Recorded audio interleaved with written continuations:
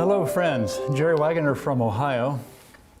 I'm here to tell you today the story of our journey, my wife and I, how we went from the Anabaptist movement to the Advent movement.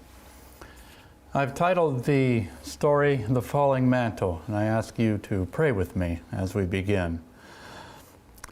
Father, each of us have a testimony, and our prayer today is that each of our stories would be heard, would be encouraging to one another, and would ultimately speak of you. For we ask it in Jesus' name. Amen. I would like to illustrate my story, my testimony, with a story from the Bible that has always been fascinating to me. The setting of this Bible story is just beyond the Jordan River. In the area of Jericho, you see two men cross the Jordan River, and they stand there for a moment in the wilderness. Elijah and Elisha. In my mind's eye, I can see the hand of the older man resting gently on the shoulder of the younger man. A request is made from the younger man. A conditional promise is given, and then they move on.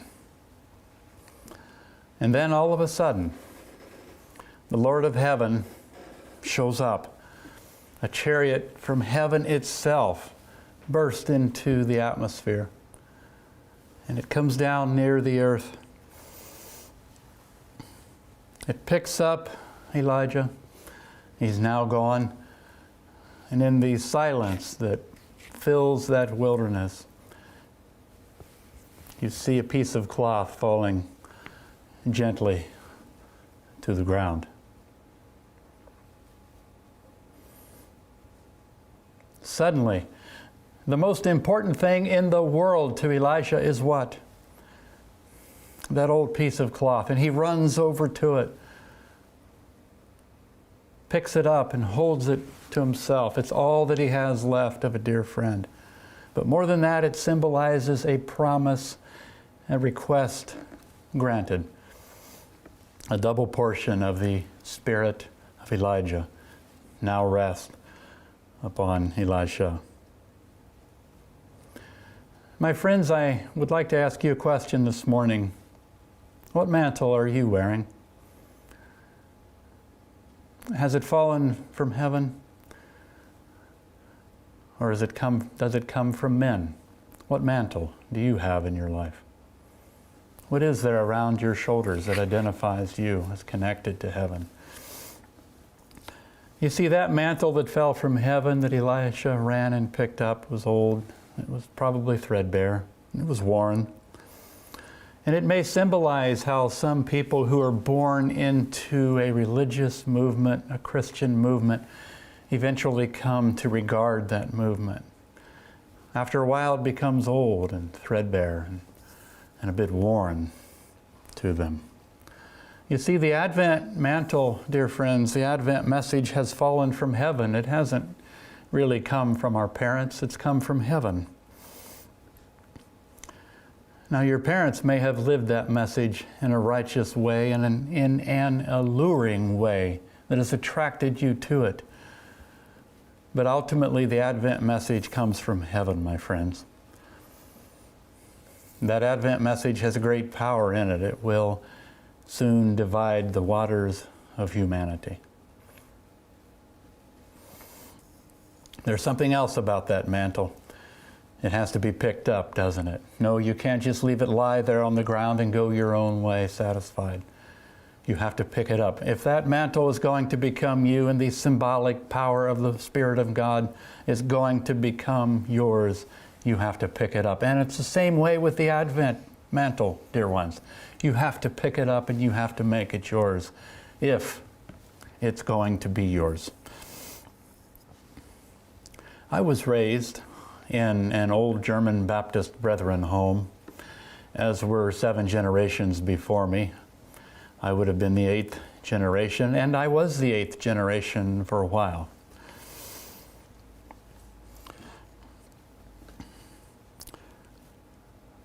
I guess you could say one of the mantles that I was given in the heritage of my fathers was a black hat, a broad-rimmed black hat, and pants that buttoned instead of zipped.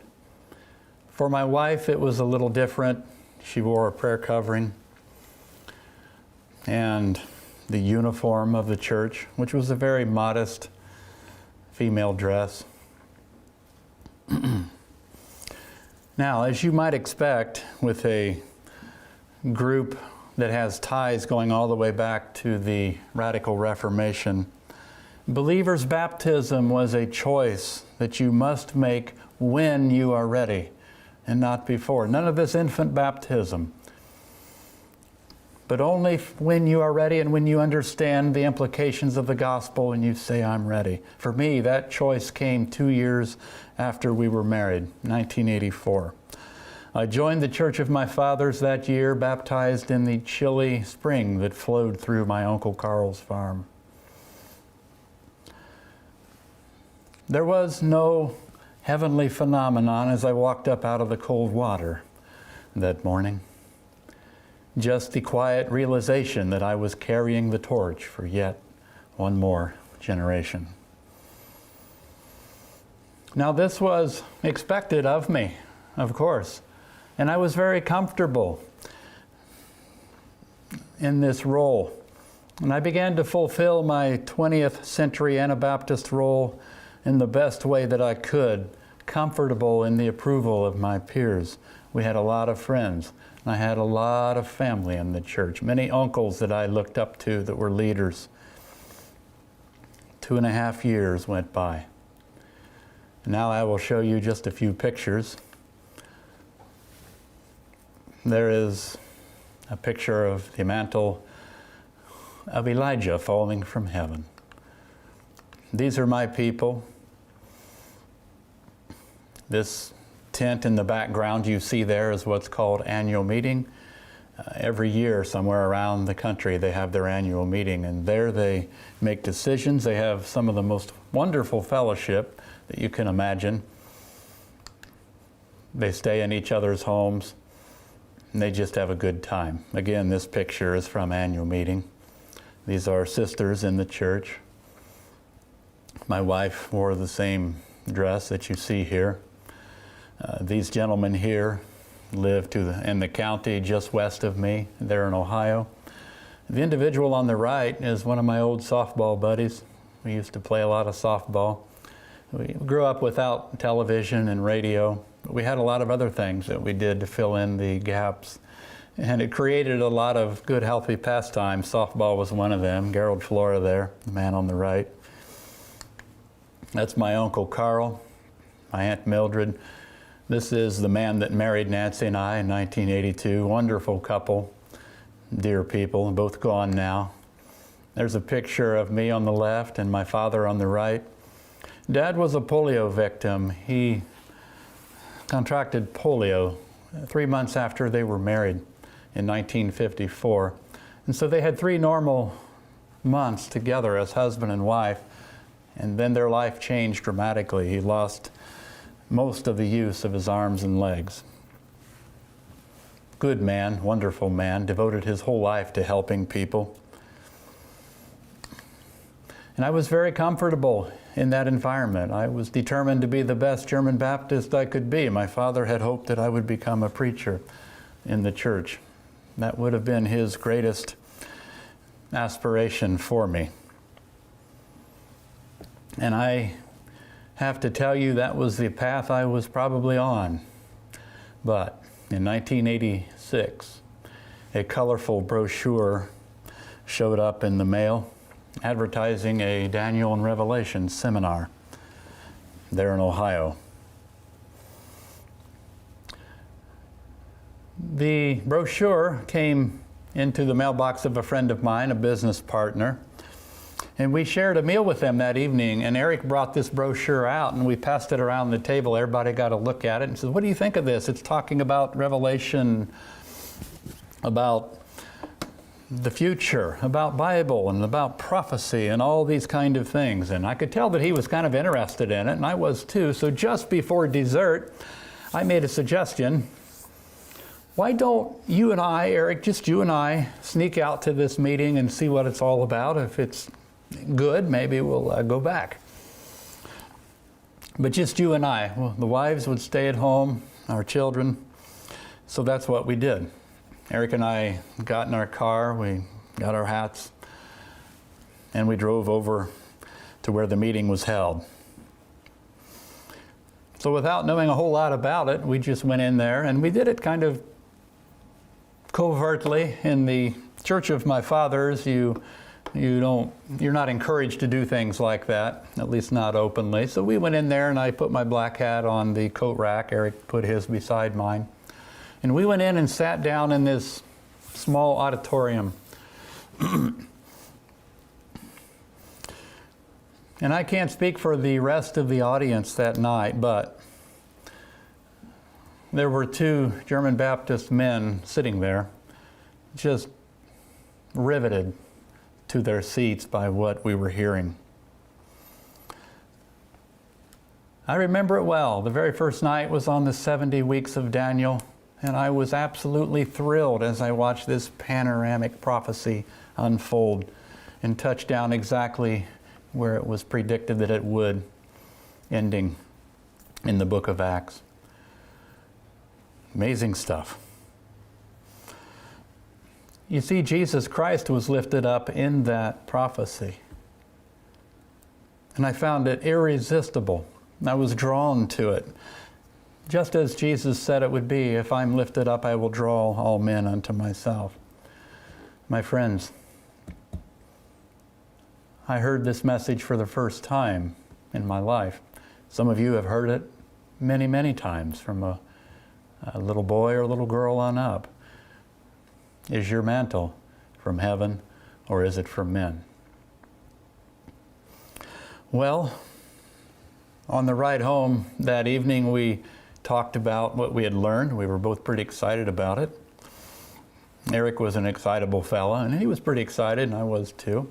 So we went home. On the next night, which was Monday night, we went back again, took our wives and children with us this time. We said, you're coming with us. And they did, and we went and we got a good seat down front, and we sat there.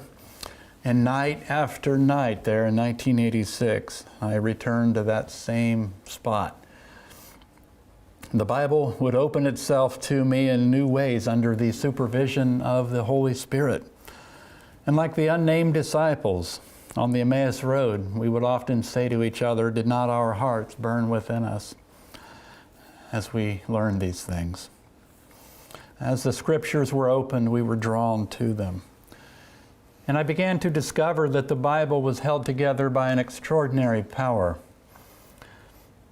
You see, each night we were handed a link, a golden link, if you will, of a chain, and it was a lovely link. And there were 27 links, as I recall. And each one of them were unique and winsome in their own way. But by themselves, they didn't have a lot of strength, a lot of power. But when you began connecting all those links together, and finally at the end of this seminar, the chain was complete. Wow. Jesus had been lifted up, and I was drawn to him. It was like walking down a hallway with 27 windows. And every so often I would stop and pause and look in one of those windows, and I would see Jesus Christ from a unique perspective, doctrinal perspective. And it was beautiful, and it was alluring, and it was liberating somehow. I attended every one of those meetings, even after circumstances prevented me from attending a few of them. I had to go to Minneapolis on a business trip. At that point in my life, I had just started a commercial roofing company as a 24-year-old boy, and I was now 26. And the business was just starting to move along pretty good, and I had to go to a meeting in Minneapolis. dealing with spray foam insulation. So I went there, and I missed out on probably 3 or 4 nights of this seminar. But I couldn't wait to get back, and I couldn't wait to learn what I had missed while I was gone. And they were kind enough to give me some amazing facts Bible studies that covered all the material that I had missed when I was in Minneapolis. And I still remember that amazing facts brochure that had the tall hat, where the hat was actually wider than it was tall, but it didn't look that way. I probably still have that somewhere. So here I was, coming down to the end of these meetings. And by this point, I had learned 3 serious truths. Number 1, the Bible is held together by an extraordinary power. Remember that chain I told you about? Yeah. It's the power of truth. And the truth is a person. As Jesus himself said, I am the way, the truth, and the life. No man ever dared make such a claim. But Jesus did. Well, that was enough to occupy my mind for a long time. However, I had been brought face to face with certain truths of Jesus, like conditional immortality, the judgment confronting everyone, the everlasting gospel, Sabbath rest, and the panoramic view of redemptive history. We call it the Great Controversy. Wow.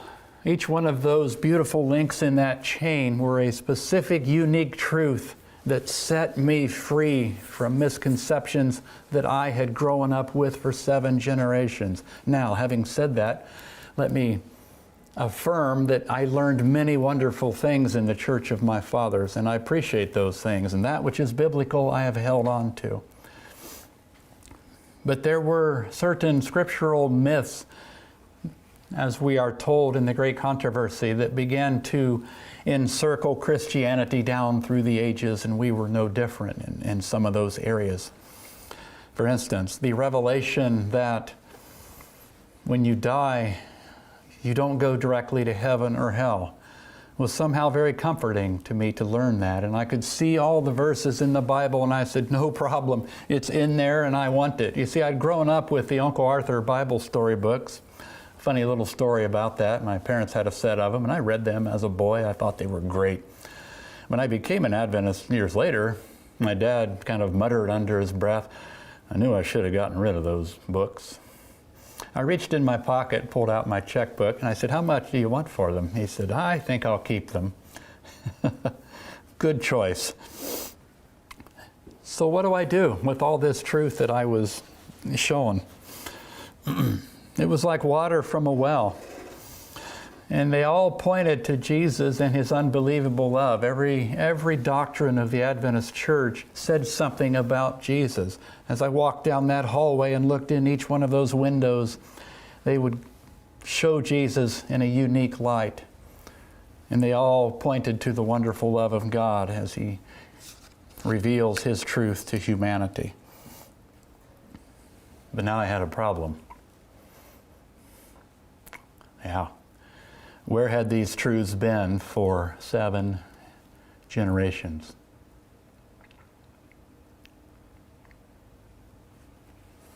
Where were you, Jesus? I've never seen you this clearly before or in this light. You see, truth has an uplifting, ennobling element to it. And as I was confronted with all of this truth in these meetings, they began to fasten themselves upon me. I was drawn to them, but at the same time, part of me was resisting them, going back to that unspoken question, where had these truths been for 7 generations? Maybe they weren't truths after all. So I was shaken to the core. Revelation seminar, indeed, there had been a revelation. So I did the only thing I could think of. I got out my Bible and began to study it carefully. Now, my Bible was fairly small in those days. It was given to me as a gift when I was baptized. And so I went to what we call Odd Lots there in Ohio. They call it Big Lots now. It's a chain for a lot of refurbished material. And I went there and I found a Bible, white cover, and it had wide margins. It was $9.88. They do the 88 thing instead of the 99 thing we got from the Dutch. I bought that Bible. I brought it home and had plenty of room to write in it, in the margins, and I read it through in about 3 months' time. I was testing every one of those links in that chain systematically. And come to number 1. Okay, number 2, and I'd go on to number 3, the immortality of the soul. The condition of man in death, is that true? The promise of the resurrection, and how it all ties together. I checked each link in that chain to see if I could break it. Maybe I'd missed something, 7 or 8 generations can't be wrong. And so I resolved to disprove this message that had shaken my foundation. But I would learn in the next 2 years of intensive Bible study that if a pillar of faith topples, and there were several that did during this 2 years, they were a false pillar. They weren't real. Jesus does not fail, and you know why? Because his mantle is from heaven. Where's your mantle, my friend? Where's mine? Is it from heaven or from men? At the end of 2 years of this research, I had earned the suspicion of my wife, who quietly watched her husband confirm this message that he had set out to disprove. I spent 2 years trying to disprove this stuff because it troubled me. Now, if I believed it was false, I would have just said, okay, it was interesting, it's not true, and I would have thrown it away, and that had been the end of it, but I could not walk away from it. It had slowly fastened itself around my neck, and the only thing I could do was prove it to be wrong. So I worked at it pretty hard. And by the way, nowadays, sometimes people come to me in the Adventist church, and they're angry or upset at the church. And I understand where some of that comes from. But it's a beautiful message that we have. And the Advent Church, in spite of all of its challenges, is full of a lot of beautiful people.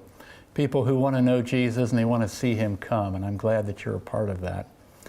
And today, sometimes people come to me and they'll want to condemn the church or criticize the church. And I tell them, don't trouble me with that. I tried harder than you did for 2 years. Don't bother me with that. This went on for 2 years' time. I went to a Christian bookstore down in Salem Avenue in Dayton, and I bought a book titled Avoiding the Snare of Seventh-day Adventism. How about that? Not a very objective title, is it? No. Written by David W. Cloud, who in the opening pages identified himself as a once saved, always saved individual. Therefore, he writes from that perspective with a particular theological beef against Arminianism. And it was out of that beef that he condemned the Advent message.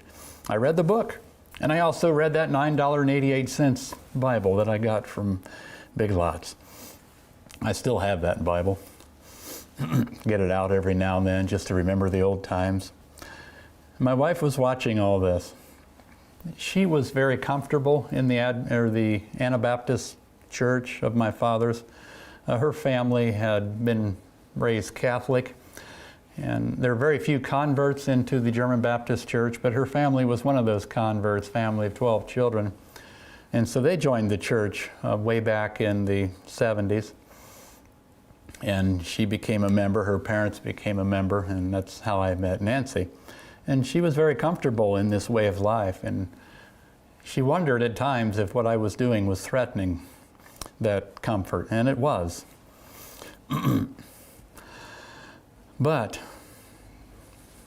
here's what happened during that 2-year time. I went from a well-respected individual to a complete moron in the eyes of many of my erstwhile friends and family. I was smart enough to, which isn't real smart, but I was smart enough to conceal what I was doing studying this message. I did it all privately. I did confide in my father a couple of times that I had questions about the Sabbath, and he said, that's nothing that we need to be worried about. He said the disciples met on the first day of the week. I said, well, that's not the whole story. They met for fear of the Jews, the Bible says. And he knew that I was looking into it, but at that point it wasn't critical in any way, and I was quiet about it. But slowly, as I was studying the message, the Advent mantle was fastening itself around my shoulders and my neck. And I was being held a prisoner now. In 1988, it was coming to a head. I'd been into this now for 2 years. And no prisoner has been held tighter by these chains of convictions that were fastening around my neck. But the best was yet to come. You see, intellectual assent to the Advent message wasn't enough. There had to be something that happened at the heart level. And that came to a head in 1988. It was a year of complete turmoil. I would push the study of the Advent message aside because it was making me tense. I didn't know where I belonged anymore. And yet it was so attractive to go back and review those beautiful links of the chain. And so I would pick the Bible back up and I would look back through the things that I'd been taught in the Adventist meeting, and I would compare that with the things that I were taught as a boy from the Anabaptist. And some of them were good things, but there were many powerful truths that had been concealed from me. Now I had them here in my hands. What do I do with it? It came to a head in 1988, one evening, amidst the confusion that I felt over the tremendous pull of my heritage against the power of the Advent message. I fell to my knees one night in late 1988, and I prayed probably like I never have before. It was a simple prayer, but it was profound because it came from the heart, and I said, Lord, please help me. You alone know the struggle within me. Just take it out of my hands and lead me by your will. That is the only thing that I want. I want your will and your will alone. If you want me to be a German Baptist the rest of my life, I will be the best one possible. I promise. If you want me to become a Seventh-day Adventist, I will be the best one possible. I want your will and your will alone. Something happened that night in that prayer. I guess Gethsemane was behind me. God took it out of my hands when the morning broke. My life began to reveal a series of events, as if I was being guided by a hand from heaven. God had heard, and He had been listening, and He cared. Now He was guiding. Gethsemane was close behind me. And it was then that I began to take step after step in the direction of the Advent movement. The next morning I got up. My wife was out of town. She had made the trip to Indiana to a baby shower of one of her relatives, a new child. And so I was there in the house by myself. And lo and behold, it was Saturday morning. I thought, there's a church not too far away. Maybe I'll just run over there and see what it's all about. An Adventist church.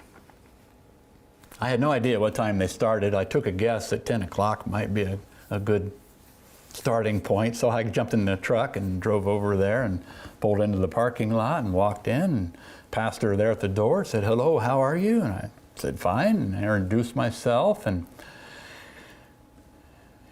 he said, so what's going on in your life? Oh, boy. It's almost like God told him to ask that. And I said, no, I'm fine. Good year.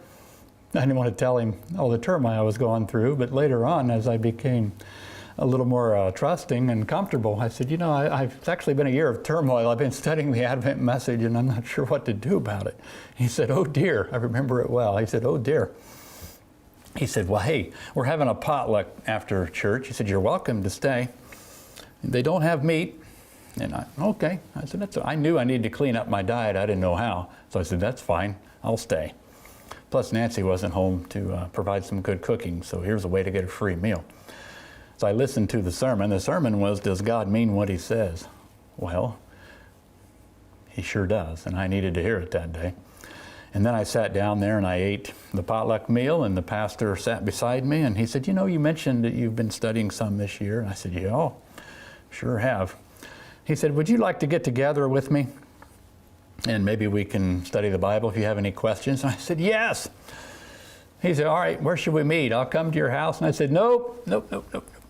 not coming to my home, but I'll meet you somewhere neutral. He said, great, you can meet me here at the church on Thursday night. Would that work for you? Yes. Thursday night it was, 7 o'clock. After supper on Thursday night, I told Nancy, I said, I'm going to go for a drive. And I was. I went for a drive to Piqua, to the church, and I drove there. Pulled into the parking lot. There was one other vehicle there. Great. And I thought that must be this pastor. And I have some questions I was going to hit him with. Went inside and he wasn't there. There was a school teacher there working on some material, curriculum for the children. So I paced around in the foyer for a while, for 5 minutes, waiting on the pastor. He's probably running late, you know. And then 10 minutes went by, and then it was 15, and it was 20, and then it was 30. And I'm starting to feel awfully alone at this point. So I stuck my head in that office where that school teacher was, and I said, I guess this pastor is coming. He said, I'm gonna call him. He said, it's not like him to be late. So he called, and he got a hold of the pastor's wife, found out he was in another town over an hour away, and he had forgotten the meeting. He stood me up. Not off to a good start, right? Actually, I think God arranged it. Instead of going home, I got to talking to this school teacher. He and I became very good friends. It began that night. He shared with me his testimony, how he had been attending college in Cincinnati. He was an atheist, could care less about God, the things of God. He believed that if there were answers, science had them. And he was also a bit of a fatalist at that point in his life, thinking there was really no way out. And he found Jesus Christ down there in the University of Cincinnati from a former Adventist. And he told me the story, and my heart just thrilled as I listened. We were so different, he and I, where we come from. Him from an atheistic, unbelieving background, me from a long, heavy train of tradition. But I shared with him my story, and then he asked me a question, would you like to pray? And I said, do you mean out loud? He said, yeah, if you're comfortable with that. And I wasn't, but I said, sure, I'll give it a whirl. So we knelt down there, and I prayed a very simple prayer. Lord, I need some help. Show me where to go and what to do. And God did. And so I took step after step in the direction of the Advent movement, and now I was unable to hide it any longer. Word broke out among my childhood peers, my German Baptist friends. Rumors about me went from Ohio all the way to California. In 2 weeks' time, I went from well-respected to complete idiot in the opinions of my fellow church members, and that's to be expected. They didn't understand. I don't hold that against them. Through it all, I had to cling to something, though, and I clung to the Scriptures as I now understood them, and the one to whom they pointed. I was never, ever going to let go of those beautiful truths and the one to whom they pointed. Vaguely, I remember thinking in late 1988, this should really bother me, walking away from this kind of heritage. Friends, it didn't. In fact, it was the only road to peace. I'm here to tell you it didn't bother me, because something else had taken control of my heart, and that is the convicting truths of the Advent message. Nothing mattered, nothing except doing the will of my Heavenly Father. You see, our mantle, friends, is from heaven. The Advent message has fallen from heaven. And there are millions of people around the world who have had this same experience. Each of you need that experience, dear ones. Well, walking away from tradition of that depth is neither easy or casually done. It wasn't for me. But it was the only road to peace. I surrendered to God in late 1988, and the peace He brought still warms my heart. Without the support of my wife, I was baptized into the Seventh-day Adventist Church on January 7th of 1989. Once again, there was no divine phenomenon. As I rose up out of that water, but the scriptures that I loved as a boy were now permanently fixed in my heart as the great guide to Jesus. And now I understood them with a greater depth than I ever had. And that kind of treasure, my friend, is indeed a heavenly phenomenon. Incidentally, Nancy joined the church 8 months later. I was taught by the Lord not to pressure her during this period of time and to allow her time to come to a conviction. Had she just jumped in the water to be with me, it would not have been hers. It would have been me putting that mantle around her shoulders, but she had to come to the point and the place where she picked it up on her own. And that's what happened 8 months later. And now we were together. For 8 months period of time, although we had to balance something we never balanced before, and that was dissimilar worship practice. God had to show us during that period of time how to connect with each other and how to still be a family and how to guide our children. And we learned a lot of things in that period of time that benefit us now. As we close, 2 questions. What can we learn from the Anabaptist? And what can they learn from us? Can we learn anything from the Anabaptist? I think so. We can learn one of the attributes of simplicity that they model so well. My grandfather, by the way, was Amish, old order Amish. My great-grandparents were Amish. So I'm 25% Amish and 75% German Baptist. It makes a pretty good blend, I think. But I'm 100% Adventist now, both in my head and my heart. Simplicity is something we can learn from the Anabaptist. Family togetherness. Many of us in our fast-paced Western culture need to relearn the beauty of slowing down once in a while and whispering love to our family instead of shouting it. That's one of the things that we can be reminded of. We can also benefit from not being too enamored with academics. In the Amish church, you have 8 grades of education, and that's plenty for them. Most of them are some of the best tradesmen in the entire world. Not to be too enamored with academics. Education is fine. If it's the right kind, I'm all for it. But education can close more doors than it opens sometimes. So be aware of that tension out there. I have 11 grades of education. I only needed a credit and I think 3/4 to finish. And I didn't care about that at all. I wanted to get out of school. School was holding me back. I wanted to start my own business, and that's exactly what I did. No regrets. I've owned a business corporation for 34 years. So don't be too enamored with academics. I notice a trend in the Adventist church where a lot of emphasis is placed upon degrees. In fact, to some degree, the ordination controversy that circles around us at times is predicated upon the presumption that you have to have a degree to do some kind of ministry. That's not true, friends. Anyone can minister to someone else. You can hand someone a cup of warm water or cool water. You can say hi to someone coming out of Walmart and ask them how their day's going. You don't have to have a degree to minister to people. What can the Anabaptists learn from us? A lot. They can learn a number of truths that were lost sight of theologically down through time. It's very interesting to me that some of the early Anabaptists did stumble upon the Sabbath truth, and they began to observe it. But there weren't very many of them. It was not a popular truth at that time, and now it's fascinating to me how some of them are coming back around and accepting the Sabbath. Daniel Lichty, a theologian in the Mennonite Church, has been keeping the Sabbath for a number of years. A close friend of mine, family, Andy and Naomi Weaver from Northern Ohio, they came out of the Amish church like my grandfather was. And they've accepted the Advent message, and many, many other people are now discovering the beautiful Adventist truths among the Anabaptist people. This is fascinating. What can they learn from us?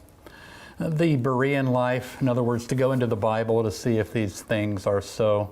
You're not taught that in the Anabaptist church generally. Heavy emphasis is placed upon tradition, and in some ways that may be okay. Paul writes about good tradition. So I'm not against tradition, but it has to be the right kind, doesn't it? What I am against is honoring tradition for tradition's sake when it doesn't have Bible support.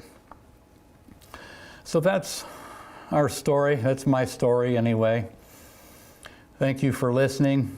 And I'd like to just sum it up by asking this final question. Your mantle, where does it come from? What are you wearing on your shoulders? Has your mantle been placed around your shoulders by tradition or by your parents? Is that all the Advent message means to you? Or have you picked it up and made it your own? The choice is ours, dear friends. God bless you. I hope to see you again someday on the Sea of Glass. Amen.